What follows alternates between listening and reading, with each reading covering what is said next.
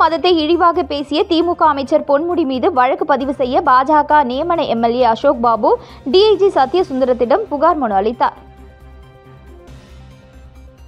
புதுச்சேரி பாஜக நியமன எம்எல்ஏ அசோக் பாபு தலைமையில் பாஜகவினர் காவல்துறை தலைமையகத்தில் டிஐஜி சத்யசுந்தரத்தை சந்தித்து மனு அளித்தனர். அவர்கள் அளித்த மனுவில் தமிழக வனத்துறை அமைச்சர் பொன்முடி கடந்த 6ஆம் தேதி கட்சி நிகழ்ச்சியில் வைணவம், சைவம் என விலக்கி ஆபாசமாக பேசியிருப்பது வன்முறையை தூண்டும் விதமாகவும் சனாதன தர்மத்தை பின்பற்றும் மக்களின் உணர்வுகளை புண்படுத்தும் வகையில் உள்ளதால் பலத்த எதிர்ப்பு கிளம்பியுள்ளது.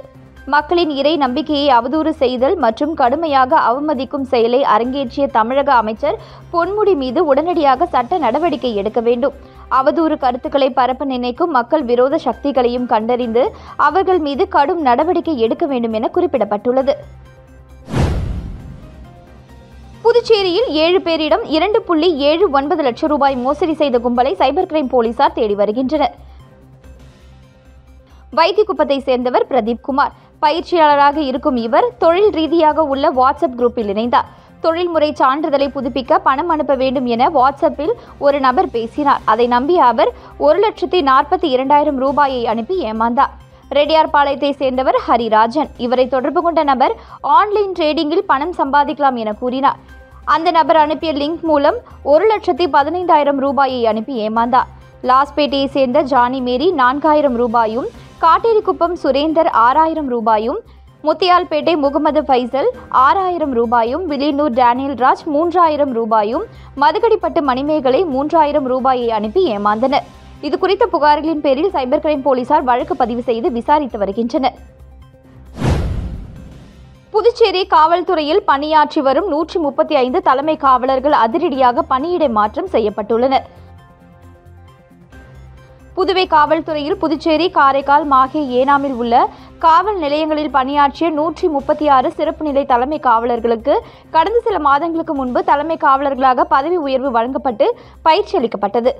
பயிற்சி முடிந்து பழைய காவல் நிலையங்களில் மீண்டும் தலைமை காவலர்கள் பணிக்கு திரும்பிய நிலையில் பணியிடை மாற்றம் செய்யப்பட்டுள்ளனர். அதன்படி ஆயுதப்படையில் பணியாற்றி வந்த தலைமை காவலர் சிவரங்கநாதன் சிசிஆர் பிரிவுக்கும், சங்கர் கோரிமேடு காவல் நிலையத்திற்கும், முத்தியால்பேட்டை காவல் நிலையத்தில் பணிபுரிந்த செல்வகுமார் பெரிய கடை காவல் நிலையத்திற்கும், சத்யராஜ் ஒதியஞ்சாலை காவல் நிலையத்திற்கும் பணியிடை மாற்றம் செய்யப்பட்டுள்ளனர்.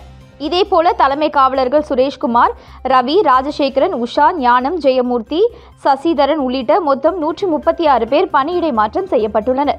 இதற்கான உத்தரவை காவல்துறை தலைமையக எஸ்பி சுபம் கோஷ் பிறப்பித்துள்ளார்.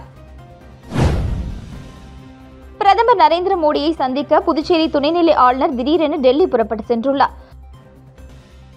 புதுச்சேரி மாநில துணைநிலை ஆளுநர் கைலாஷ்நாதன் திடீரென டெல்லிக்கு புறப்பட்டு சென்றார். பிரதமர் மோடி உள்ளிட்டோரை சந்தித்து பேச உள்ளார். அப்பொழுது புதுச்சேரியின் வளர்ச்சி திட்டங்கள் குறித்தும் உள்கட்டமைப்பை மேம்படுத்துவதற்கு 2,500 கோடி ரூபாய் சிறப்பு நிதியுதவி, பட்ஜெட்டில் அறிவிக்கப்பட்டுள்ள திட்டங்கள் குறித்து பிரதமரிடம் விளக்குவார் என கூறப்படுகிறது. புதுச்சேரியில் பாஜக மாநில தலைவர் தேர்வில் இழுபறி நீடித்து வருகிறது. இதுபோன்ற சூழலில் துணைநிலை ஆளுநர் டெல்லி பயணம் அரசியல் முக்கியத்துவம் வாய்ந்ததாக மாறியுள்ளது. புதுச்சேரியில் நிலவும் அரசியல் சூழல், கூட்டணி கட்சியான என்ஆர் காங்கிரசின் நிலைப்பாடு, பாஜக எம்எல்ஏக்களின் தனி அணி திட்டம் ஆகியவை குறித்து விவாதிக்கப்பட இருப்பதாக கூறப்படுகிறது. குறிப்பாக புதுச்சேரியின் அரசியல் சூழலுக்கு ஏற்ப பாஜக மாநில தலைவராக யாரை நியமிக்கலாம் என பிரதமருடனான ஆலோசனையில் முக்கியமாக இடம்பெறும் என கூறப்படுகிறது.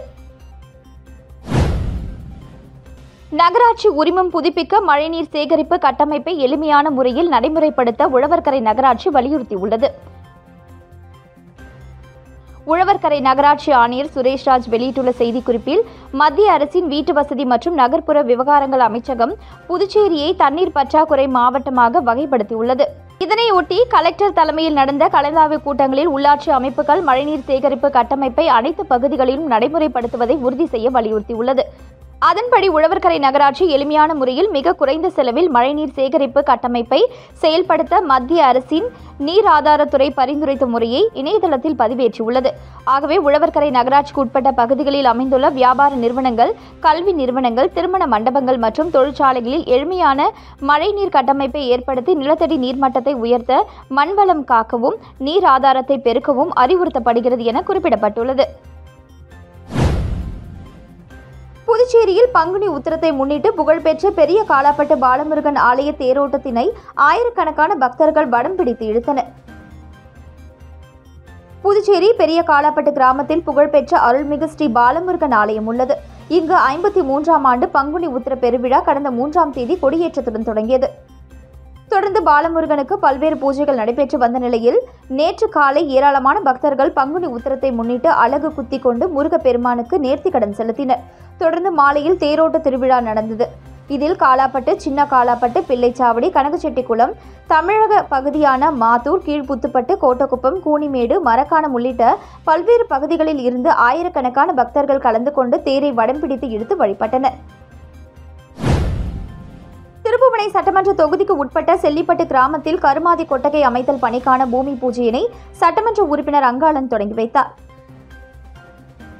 புதுச்சேரி மாநிலம் திருப்புவனை சட்டமன்ற தொகுதிக்கு உட்பட்ட செல்லிப்பட்டு கிராமத்தில் ஆதிதிராவிடர் நலத்துறை மூலம் 8,15,870 ரூபாய் மதிப்பீட்டில் கருமாதி கொட்டகை அமைத்தல் பணிக்கான பூமி பூஜை விழா நடைபெற்றது. இதில் தொகுதியின் சட்டமன்ற உறுப்பினர் அங்காளன் கலந்து கொண்டு விழாவிற்கு தலைமை தாங்கி பூமி பூஜை செய்து பணியினை தொடங்கி வைத்தார். இந்நிகழ்ச்சியில் செயற்பொறியாளர் பக்தவச்சலம், இளநிலை பொறியாளர் முரளி, ஒப்பந்ததாரர் ராஜா, பொதுமக்கள், சட்டமன்ற உறுப்பினரின் ஆதரவாளர்கள் உட்பட ஏராளமானோர் கலந்து கொண்டு விழாவினை சிறப்பித்தனர். மடுகரையில் உள்ள வள்ளி தேவசேனா ஸ்ரீ சமேத சுப்பிரமணியர் ஆலயத்தில் திருக்கல்யாண உற்சவ விழாவில் திரளான பக்தர்கள் கலந்து கொண்டு சுவாமி தரிசனம் செய்தனர். மடுகரை கிராமத்தில் எழுந்தருளி உள்ள வள்ளி தேவசேனா சமேத ஸ்ரீ சுப்பிரமணிய ஆலயத்தில் பங்குனி உத்திர திருநாளை ஒட்டி திருக்கல்யாண உற்சவம் சிறப்பான முறையில் நடைபெற்றது. மேலும் இதில் விக்னேஸ்வர பூஜை, கலச ஹோமம், காப்பு கட்டுதல், வஸ்திர அணிவித்தல், பூணூல் போடுதல், மாலை மாற்றுதல் உள்ளிட்ட நிகழ்வுகள் நடைபெற்றது. வள்ளி தேவசேனா சுப்பிரமணியர் மணக்கோலத்தில் அலங்காரம் செய்யப்பட்டு மங்கள வாத்தியம் முழங்க திருக்கல்யாணம் நடைபெற்றது. சுப்பிரமணியர் ஆலய குருக்கள் கணேஷ் தலைமையிலான சிவாச்சாரியர்கள் திருக்கல்யாண பணிகளை செய்தனர். இவ்விழாவில் திரளான பொதுமக்கள் கலந்து கொண்டு சுவாமி தரிசனம் பெற்றனர். விழாவில் கலந்து கொண்ட அனைவருக்கும் சீர்வரிசை பொருட்கள் மற்றும் அன்னதானம் வழங்கப்பட்டது. மணக்குள விநாயகர் இன்ஸ்டிடியூட் ஆஃப் டெக்னாலஜியில் கல்வியில் சாதனை புரிந்த பேராசிரியர்கள் மற்றும் மாணவர்களுக்கு மனிதவளத்துறை பொது மேலாளர் சிவசங்கரி யோகேஷ் விருதுகள் மற்றும் பரிசுகளை வழங்கி கௌரவித்தார். களித்திட்டால்குப்பம் மணக்குள விநாயகர் இன்ஸ்டிடியூட் ஆஃப் டெக்னாலஜியில் கல்வியில் சாதனை புரிந்த பேராசிரியர்கள் மற்றும் மாணவர்களுக்கு பாராட்டு விழா நடந்தது. மணக்குள விநாயகர் கல்வி குழும தலைவர் தனசேகரன் தலைமை தாங்கினார். கல்வி முதல்வர் மலர்கண்ணன் வரவேற்புரையாற்றினார். செயலாளர் டாக்டர் நாராயணசாமி கேசவன், பொருளாளர் ராஜராஜன், இணை செயலாளர் வேலாயுதம் ஆகியோர் முன்னிலை வகித்தனர். சென்னை டாடா கன்சல்டன்சி சர்வீஸ் மனிதவளத்துறை பொது மேலாளர் சிவசங்கரி யோகேஷ் தலைமை விருந்தினராக பங்கேற்று வேலைவாய்ப்பு பெற்ற மாணவர்களுக்கு பணி நியமன ஆணை, கல்வியில் சாதனை புரிந்த பேராசிரியர் மற்றும் மாணவர்களுக்கு விருதுகள் மற்றும் பரிசுகள் வழங்கி கௌரவித்தார். இந்த கல்வியாண்டில் நடந்த வேலைவாய்ப்பு முகாமில் 1076 மாணவர்களுக்கு பணி நியமன ஆணை வழங்கப்பட்டது. நிகழ்ச்சியில் வேலைவாய்ப்புத்துறை டீன் ஜெயக்குமார் வேலைவாய்ப்பு மையத்தின் செயல்பாடுகள் குறித்து ஆண்டறிக்கை வாசித்தார். மேலாண்மை துறை பேராசிரியர் வைத்தீஸ்வரன் நன்றி கூறினார். சிலிண்டர் விலை உயர்வை கண்டித்து சிலிண்டரை தலையில் சுமந்தபடி மார்க்சிஸ்ட் கம்யூனிஸ்ட் கட்சியினர் நூதன கண்டன பிரச்சாரத்தில் ஈடுபட்டனர். சிலிண்டர் விலை உயர்வை திரும்ப பெற வலியுறுத்தியும் மத்திய பாஜக அரசை கண்டித்தும் மார்க்சிஸ்ட் கம்யூனிஸ்ட் கட்சி சார்பில் பிரச்சார ஊர்வலம் காமராஜர் சிலை அருகே தொடங்கியது. மாநில செயலாளர் ராமச்சந்திரன் தலைமையில் நடைபெற்ற பிரச்சார ஊர்வலத்தில் சிலிண்டரை தலையில் சுமந்தபடியும் தோளில் சுமந்தபடியும் மார்க்சிஸ்ட் கம்யூனிஸ்ட் கட்சியினர் நூதன பிரச்சாரம் மேற்கொண்டனர். இதில் 50க்கும் மேற்பட்ட மார்க்சிஸ்ட் கம்யூனிஸ்ட் கட்சியினர் கலந்து கொண்டு நேரு வீதி, காந்தி வீதி உள்ளிட்ட முக்கிய வீதிகளில் ஊர்வலமாக சென்று மத்திய பாஜக அரசுக்கு எதிராக கண்டன கோஷங்களை எழுப்பினர். வக்பு திருத்த சட்டத்தை திரும்ப பெற வலியுறுத்தி இந்திய கம்யூனிஸ்ட் கட்சி சார்பில் கண்டன ஆர்ப்பாட்டம் சுதேசி மில் அருகே நடைபெற்றது. வக்பு சட்டத்தை திரும்ப பெற வலியுறுத்தியும் மத்திய பாஜக அரசை கண்டித்தும் இந்திய கம்யூனிஸ்ட் கட்சி சார்பில் கண்டன ஆர்ப்பாட்டம் சுதேசி மில் அருகே நடைபெற்றது. மாநில செயலாளர் சலீம் தலைமையில் நடைபெற்ற ஆர்ப்பாட்டத்தில் முன்னாள் அமைச்சர் விஸ்வநாதன், மாநில துணை செயலாளர் சேது செல்வம், தேசிய குழு உறுப்பினர் தினேஷ் பொன்னையா, முன்னாள் சட்டமன்ற உறுப்பினர் நாரா கலைநாதன் உட்பட 100க்கும் மேற்பட்ட கம்யூனிஸ்ட் கட்சியினர் கலந்து கொண்டு மத்திய பாஜக அரசை கண்டித்தும் வக்பு திருத்த சட்டத்தை திரும்ப பெற வலியுறுத்தியும் கண்டன கோஷங்களை எழுப்பினர். வக்பு சட்ட திருத்தத்திற்கு எதிராக புதுச்சேரி சட்டமன்றத்தில் தீர்மானம் இயற்ற வேண்டும் என வலியுறுத்தி தமிழ்நாடு தவ்ஹீத் ஜமாத் சார்பில் கண்டன ஆர்ப்பாட்டம் நடைபெற்றது. மத்திய அரசு கொண்டு வந்துள்ள வக்பு சட்ட திருத்த மசோதாவை திரும்ப பெற வேண்டும். தமிழகம் போன்று புதுச்சேரியிலும் வக்பு சட்ட திருத்தத்திற்கு எதிராக சிறப்பு சட்டமன்றத்தை கூட்டி தீர்மானம் நிறைவேற்ற வேண்டும் என்பன போன்ற கோரிக்கைகளை வலியுறுத்தி தமிழ்நாடு தவ்ஹீத் ஜமாத் சார்பில் கண்டன ஆர்ப்பாட்டம் நடத்தப்போவதாக அறிவித்திருந்தனர். அதன்படி கண்டன ஆர்ப்பாட்டம் அண்ணா சிலை அருகே நடைபெற்றது. தமிழ்நாடு தவ்ஹீத் ஜமாத் மாவட்ட தலைவர் அபீப் ரகுமான் தலைமையில் நடைபெற்ற கண்டன ஆர்ப்பாட்டத்தில் புதுச்சேரி மட்டுமன்றி மாநிலம் முழுவதும் உள்ள இஸ்லாமியர்கள் சுமார் 500க்கும் மேற்பட்டோர் கலந்து கொண்டு கோரிக்கைகளை வலியுறுத்தி கண்டன கோஷங்களை எழுப்பினர். மத்திய அரசு கொண்டு வந்துள்ள வக்பு சட்ட திருத்த மசோதாவை உடனடியாக திரும்ப பெற கோரி புதுச்சேரியில் காங்கிரஸ் கட்சியின் சிறுபான்மை பிரிவு சார்பில் கண்டன ஆர்ப்பாட்டம் நடைபெற்றது. மக்களின் வாழ்வாதாரத்தை சீர்குலைத்து வரும் மதவாத மக்கள் விரோத மத்திய பாஜக அரசு கொண்டு வந்துள்ள வக்பு சட்ட திருத்த மசோதாவை உடனடியாக திரும்ப பெற வலியுறுத்தி புதுச்சேரி பிரதேச காங்கிரஸ் கமிட்டி சிறுபான்மைத்துறை சார்பில் அண்ணா சிலை அருகே கண்டன ஆர்ப்பாட்டம் நடைபெற்றது. இதில் முன்னாள் முதலமைச்சர் நாராயணசாமி, பாராளுமன்ற உறுப்பினர் வைத்திலிங்கம் மற்றும் காங்கிரஸ் கட்சியைச் சேர்ந்த முன்னாள் அமைச்சர்கள், முன்னாள் சட்டமன்ற உறுப்பினர்கள், இஸ்லாமியர்கள் என 200க்கும் மேற்பட்டோர் கலந்து கொண்டு மத்திய பாஜக அரசை கண்டித்து கண்டன கோஷங்களை எழுப்பினர். பின்னர் செய்தியாளர்களிடம் பேசிய முன்னாள் முதலமைச்சர் நாராயணசாமி, தமிழகத்தில் அதிமுக மற்றும் பாஜக கூட்டணி என்பது சந்தர்ப்பவாத கூட்டணி, மக்கள் விரோத கூட்டணி என்றும் இவர்களது கூட்டணியால் தமிழக மக்களுக்கு எந்த பலனும் கிடையாது என்றும் மொத்தமாக இது ஒரு தோல்வி கூட்டணி என்று கூறினார். மேலும் புதுச்சேரியை பொறுத்தவரை வரும் தேர்தலில் பாஜக என்ஆர் காங்கிரஸ் அதிமுக கூட்டணியில் என்ஆர் காங்கிரஸை பாஜக விழுங்கி என்ஆர் காங்கிரஸ் காணாமல் போய்விடும் சூழல் ஏற்படும்.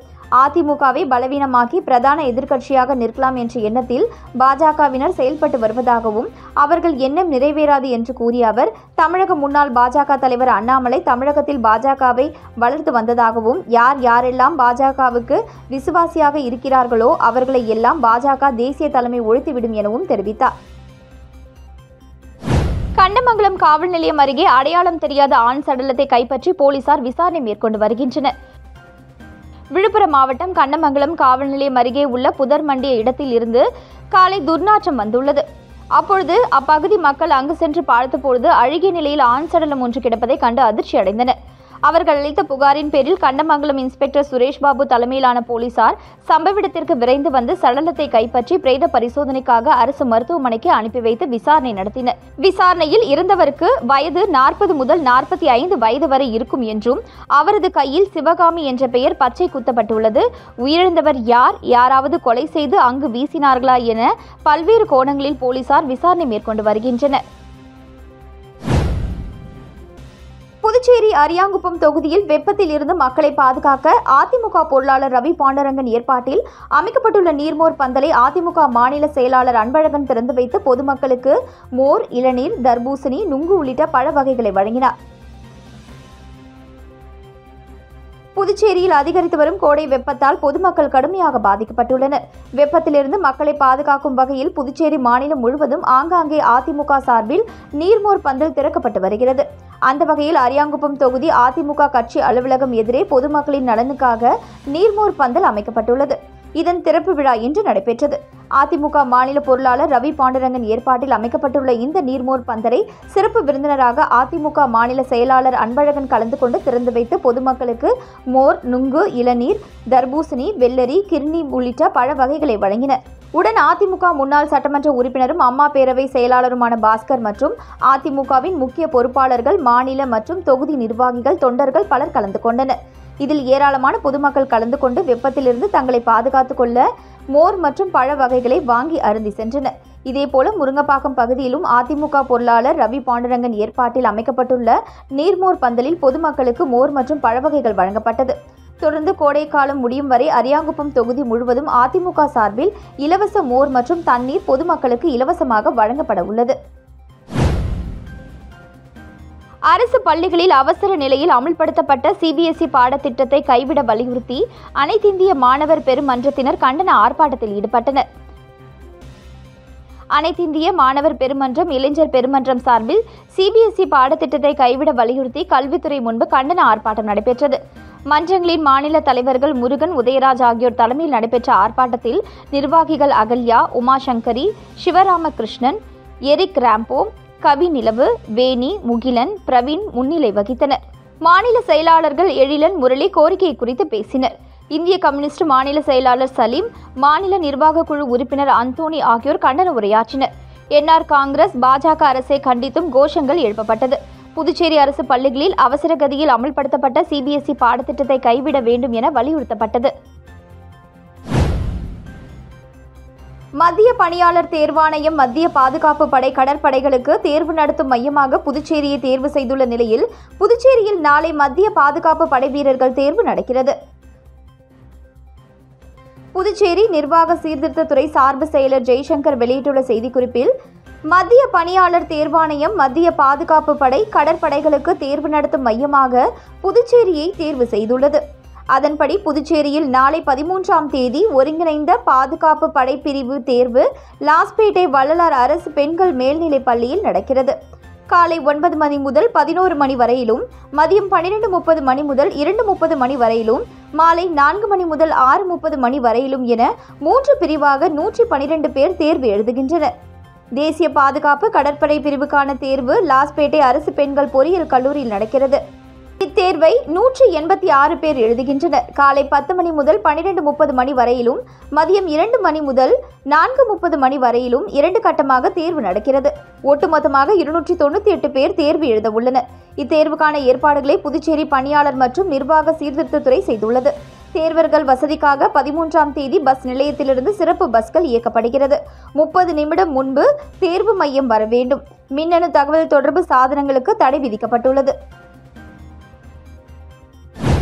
புதுச்சேரியில் இருசக்கர வாகனத்தில் சென்ற ஊர்காவல் படை வீரர் நிலை தடுமாறி கீழே விழுந்து உயிரிழந்த சம்பவம் காவல்துறை வட்டாரத்தில் சோகத்தை ஏற்படுத்தியுள்ளது. புதுச்சேரி அருகே உள்ள அரியாங்குப்பத்தை சேர்ந்தவர் பிரசாந்த். ஊர்காவல் படை வீரராக தேர்வு செய்யப்பட்டு கோரிமேடு காவல் பயிற்சி பள்ளியில் பயிற்சி பெற்று வந்தார். இவர் பூமியான்பேட்டை பகுதியில் இருசக்கர வாகனத்தில் சென்ற பொழுது நிலை தடுமாறி கீழே விழுந்ததில் தலையில் பலத்த காயம் ஏற்பட்டது. இதில் சம்பவ இடத்திலேயே அவர் உயிரிழந்தார். விபத்து குறித்து புதுச்சேரி வடக்கு பகுதி போக்குவரத்து போலீசார் வழக்கு பதிவு செய்து விசாரணை நடத்தி வருகின்றனர்.